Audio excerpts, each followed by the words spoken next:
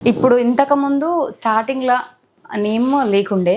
తర్వాత కొన్ని ఒక 2, 3 సాంగ్‌లు హిట్ కాంగానే వరుసగా హిట్స్ కొట్టినవు కొన్ని. కొట్టినప్పుడు ఏమంటారంటే ఎవరినో గోకినట్టుంది. అందుకే ఆఫర్‌లు వస్తున్నాయి. కంటిన్యూగా హిట్లు కొడుతుంది. ఈ టైప్‌లో మాట్లాడతారు. అవును. ఇట్లాంటివి నీ దాకా వచ్చి ఉంటాయి.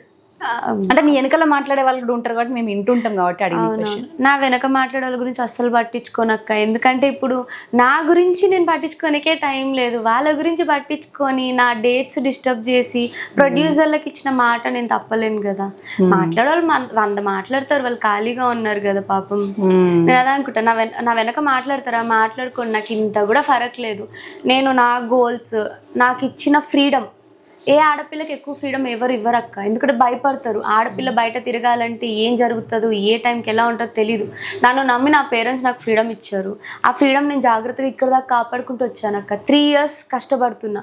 ఫస్ట్ ఇయర్ నేను ఎంత కష్టపడ్డా నాకే తెలుసు. తర్వాత ఒక గుర్తింపు వచ్చింది.